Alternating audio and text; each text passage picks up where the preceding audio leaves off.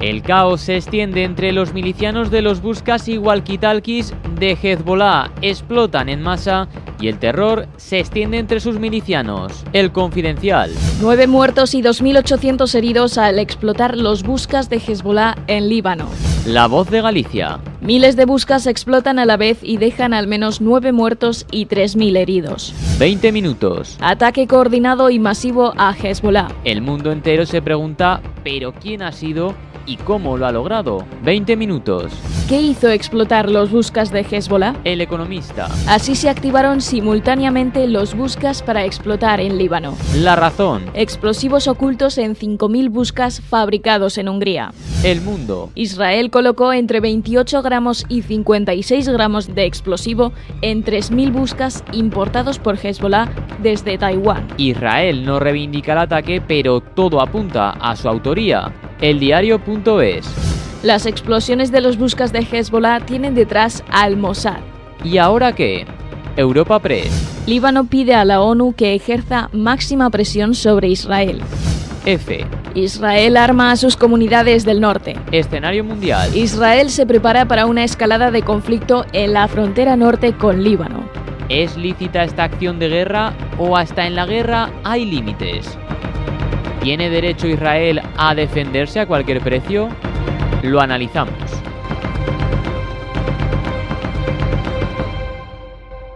Unas explosiones que, bueno, a todos nos estremecían ver el alcance de esos ataques. ¿Ahora qué? Es una de las preguntas que planteábamos en nuestro vídeo y que le hacemos a José Ángel Gimeno, en primer lugar. Pues si no fuera por los inocentes, que seguro que han resultado heridos y algunos muertos, esto no hace más que engrandecer la leyenda del Mossad y de Israel, y cómo consiguen hacer determinadas cosas que ningún ejército consigue hacer. Es tremendo, ¿no? La verdad es que el ejército de Israel está devolviendo, yo creo que al siglo XIX, a toda la zona, es decir, a Gaza, a Palestina, en este caso a la franja del Líbano, por su capacidad tecnológica y destructiva. Evidentemente es un conflicto tremendo, es una derrota de todos, especialmente de Hamás, que empezó de nuevo esta escalada el 7 de octubre, y que si tenía algún objetivo todos han fracasado, porque la primera población que ha sufrido las consecuencias es la población de Gaza. Más de 2 millones de personas atrapadas en un conflicto tremendo. Eso está derruido. Han retrasado el ejército de Israel el reloj pues prácticamente 100 años a toda esa población. Y además ahora el conflicto se está extendiendo. Lo digo la derrota de Hamás porque si Hamás pensaba en internacionalizar el conflicto, por supuesto que lo internacionalizó, pero los debates internacionales son tan potentes que eso ya es un tema más. El debate de la guerra en Ucrania, el debate de todas nuestras preocupaciones, eso lo ha dejado pues otra vez en la estacada. Y por supuesto lo que ha llevado es a su pueblo pues otra vez a una situación dramática. Esto se está extendiendo a la zona norte. Israel al principio tenía el dilema de qué podría pasar con la zona norte, de la zona del Líbano, en la que permanentemente la guerrilla de Hezbollah ataca con cohetes diarios a toda esa zona norte, y temía la apertura de un segundo frente. Ahora parece ser que Israel o bien ha decidido hacer una misión pues muy significativa, cargándose a gran parte de los milicianos, o bien está pensando en, sorprendentemente, abrir un segundo frente en el norte. No se sabe todavía, porque un segundo frente en el norte significaría que no han terminado su trabajo en Gaza, el trabajo que dice el ejército de Israel que tiene que terminar, que el primero de ellos es acabar con Hamás, eso dijeron, el segundo liberar a los rehenes y luego crear una situación estable en la zona de Gaza. Eso no lo han terminado. Por tanto, es raro que quisieran abrir un segundo frente en el norte, aunque llevan meses acopiando ejército en esa zona. Y además es un conflicto que se está extendiendo. Prácticamente en octubre, pues posiblemente llevemos ya como un año. Posiblemente se abriera un segundo frente. Yo no lo termino de ver, aunque ayer se hablaba de que el ejército aéreo de Israel había llegado incluso a Beirut. Beirut, si vemos el Líbano, es como un trapecio en el que Beirut está en la zona más alejada de Israel, es decir, que no se andan con chiquitas.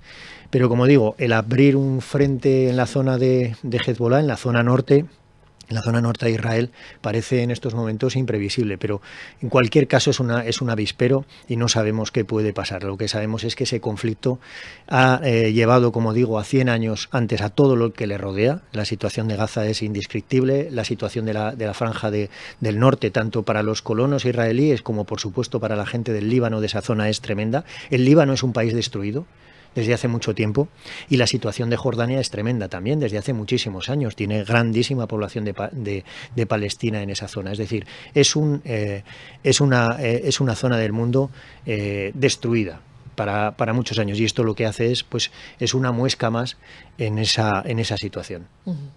Señor Bernat. Bueno, yo ayer leía, luego me planteé otras cosas, pero ayer leía que la población del norte del Líbano, aquella que no se ha tenido que ir, porque la más cercana a la frontera del norte de Israel, en el Líbano, quiero decir, ¿no? La más cercana a la frontera, unos 80.000 personas más o menos se habían ido.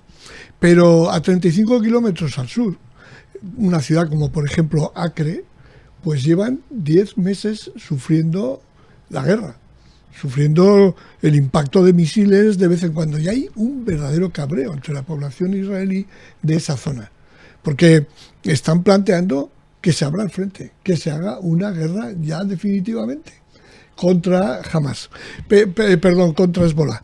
Pero hay que recordar el fracaso que tuvo en el año 2008, me parece que fue, 2006. El fracaso que tuvo el ejército israelí en el intento de terminar con Hezbollah, que es la milicia no estatal, una milicia autónoma musulmana chiita, más poderosa seguramente de Oriente Medio.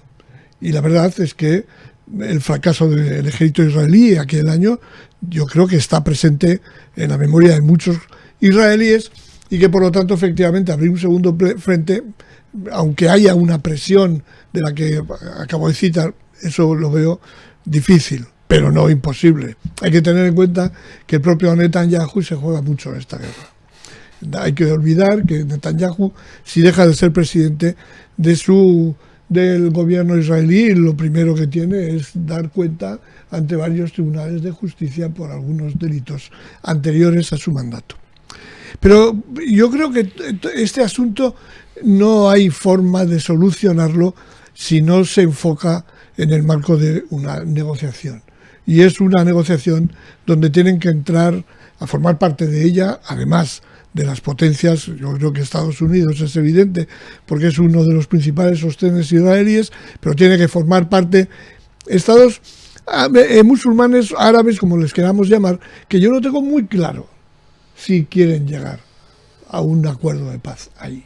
No lo tengo. Es que llevamos cerca de un siglo, desde 1948, con una guerra continuada. Ha habido momentos en que los estados, la comunidad internacional, han casi llegado a alcanzar un acuerdo que, no cabe duda, debe ser la existencia de dos estados, palestinos e israelíes. Pero como sabemos, por unas razones o por otras, a veces desde Israel, a veces desde el lado musulmán o árabe, eso ha terminado en fracaso. Recordemos, por ejemplo, la conferencia de paz de Madrid, y cómo ahí casi estábamos a punto de conseguirlo. No ha sido posible. Y hay otro plano de este asunto, de esto, que no han sido 9, han sido 37 finalmente, por lo visto, los muertos que ha habido con los walkie-talkies y los buscas, que nos está planteando un asunto que es grave. Es el nuevo tipo de armas. O, por ejemplo, lo que ha dicho ayer o antes de ayer el líder de Hamas, de Hezbollah, que dijo que tengamos en cuenta que cada uno de los móviles que llevamos en nuestros bolsillos es un espía. Y eso, en tiempos de guerra, es un asunto bastante importante. Yo creo que tenemos conflicto para mucho tiempo. Los palestinos van a seguir llevándose la peor parte, pero cuidado el Estado de Israel, porque no creo que históricamente puedan digamos, prolongar demasiado tiempo, mucho más tiempo, estoy hablando siempre en el tiempo largo, ¿no?, esta situación. No creo que lo puedan hacer. Y yo creo que el Estado de Israel es un Estado al que tenemos que defender su existencia, su concepto, por muchas razones, pero este Estado así no. Netanyahu no ha dicho, ni el Mossad se ha atribuido todavía este atentado, que como apuntaba el señor Jimeno, realmente es una auténtica labor de artesanía, ¿no?, hacer explotar estos dispositivos. Tampoco el Mossad ni el ejército de Israel ni la inteligencia israelí se atribuyó pues el asesinato del líder de Hamas en Irán o en Siria. Es decir, no suele ser la tónica del Mossad reconocer este tipo de asesinatos o crímenes que efectivamente pues realiza, ya digo, de una manera legendaria, es decir, sin entrar evidentemente a que muy posiblemente o seguro que hay pues efectos colaterales o gente que muere alrededor, ¿no? Pero realmente su capacidad tecnológica es extraordinaria.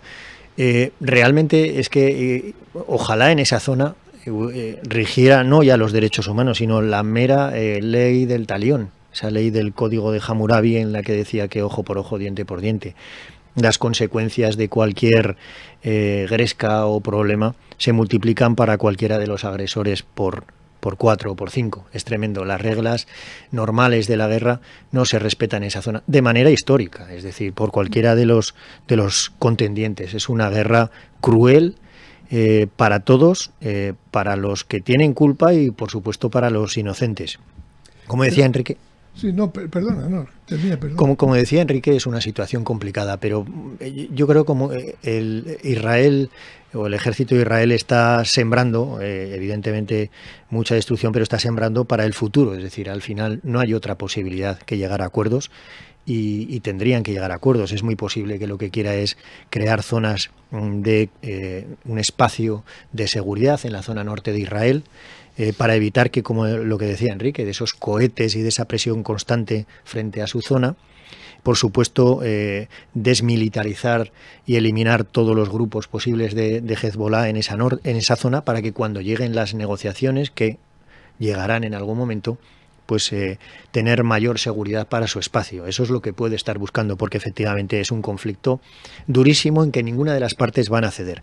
Y es una pena, porque en estos momentos la historia nos demuestra que Israel es un ejército muy poderoso, muy bien apoyado, pero muy poderoso, tanto militar como tecnológicamente, como a nivel de apoyos. Eso no va a reblar, que decimos aquí, y por tanto es hegemónico en la zona.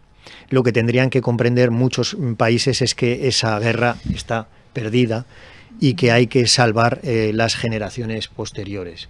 Por ambas partes, porque la derrota es segura, es decir, bueno, todo podría cambiar, pero la capacidad tecnológica y militar de Israel es inasumible. Las veces que se han enfrentado a otros ejércitos los han derrotado, y además tiene grandes apoyos. En consecuencia, tendría que ser, como ha dicho Enrique, aunque es un escenario improbable, que los países de la zona, que están sufriendo también muchas de esas consecuencias, se abocaran, por el bien de muchos ciudadanos y de muchas de las personas que están allí, a un acuerdo de paz, en la que seguro que, como en todos los acuerdos de paz, hay injusticias, seguro que hay perdedores, pero la verdad es que si no, el desastre es sin paliativos en la zona y seguirá así.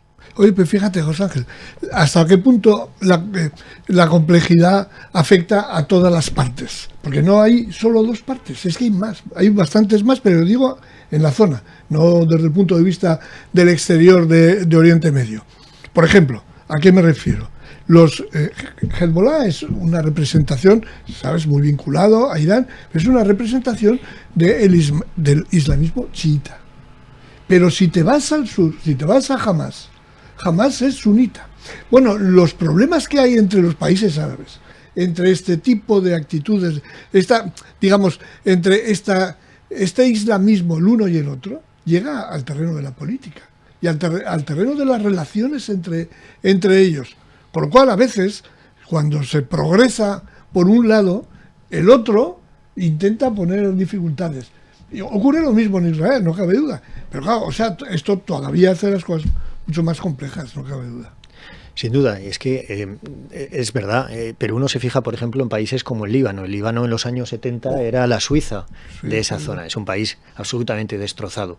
Jordania es un país sin salida. Primero tiene grandísimos problemas de habitabilidad, porque tiene muchísima población, muchísimos problemas de recurso, y luego pues que tiene muchos millones o muchos centenares de miles de palestinos en esa zona. No tiene capacidad de crecer. Egipto le pasa lo mismo, aunque es verdad que está la península del Sinaí, el desierto de Sinaí en medio, pero el contacto con Israel es muy frecuente. Y es verdad, hay muchos intereses que posiblemente pues les interese que determinados países sigan siendo débiles. Las guerras, cuando están lejos, pues son unas oportunidades de negocio o de debilitamiento de los contrarios. Pero son los principales países que están en la zona los que deberían entender esto, sobre todo por la enorme población, tanto de los palestinos como de estos países que estamos diciendo y, por supuesto, del Estado de Israel, que para llegar a un acuerdo, ya digo, un acuerdo, no diremos el que sea, pero debía ser un acuerdo con las mayores bases de justicia, aunque eso es muy complicado debido a los años que llevan de conflicto. Y hemos mencionado por encima los apoyos, ¿no? Pues no solo los intereses de los propios países árabes que están ahí viviendo esa situación, sino de las otras potencias que les están prestando su ayuda, juegan un papel primordial. Claro, no cabe duda, en la propia existencia del Estado de Israel pues se la debe a países como la Gran Bretaña a principios del siglo pasado. Por ejemplo, por supuesto, es evidente la presencia americana, como era la de la Unión Soviética en tiempos anteriores. Allí está Rusia, por ejemplo, en Siria y en Irak. Esto es así. Yo creo que si hubiera una clara posición de negociación entre algunas de estas potencias, claro, ya no estamos en la Guerra Fría, pues habría más posibilidades. Pero ha habido compromisos importantes de Estados Unidos y en su momento de la URSS y no ha habido forma. No ha habido forma. Y tiene eso que ver, es que tiene mucho que ver con la población de ahí, con la propia historia de cómo se pone en marcha el Estado de Israel después de la Segunda Guerra Mundial. Es que son muchas consideraciones. No olvidemos que en esa zona, después de la desaparición del Imperio Turco, después de la Primera Guerra Mundial, esa zona fue administrada por Francia y por Gran Bretaña fundamentalmente. Eran mandatos de, ¿verdad? No llegaron a ser países independientes. Después de la Segunda Guerra Mundial también tuvieron una presencia importante. O sea, las responsabilidades seguramente están muy repartidas, pero mucho. Pero vuelvo a decir, es muy importante. Estados Unidos, por un lado, sería quizá muy importante China. Yo no sé, no soy capaz de decir hasta qué punto está ahí metida, ¿no? Rusia, por supuesto, Israel y luego Arabia Saudí, Irán, básicamente son los países. Señor Jimeno. Y déjame decir también que la Unión Europea, porque no podemos olvidar a la Brigada Aragón, que está en esos momentos en la Franja Norte con 650 soldados, muchos de ellos aragoneses y todos españoles, que está en una situación muy complicada porque está justo en la franja. Es decir, la Unión Europea como ese país intermedio, ese país o esa organización que puede hablar con ambos contendientes, si hubiera dos o con todos ellos, tiene también un papel importante. Y vuelvo a recordar a esa brigada, a ese ejército español que dentro de una misión de la ONU está atrapado en esa zona norte y muy posiblemente pues metiéndose en problemas y en situaciones muy complicadas. Muy complicada esa situación y, como decíamos, la solución de este conflicto que pasa por tantas partes.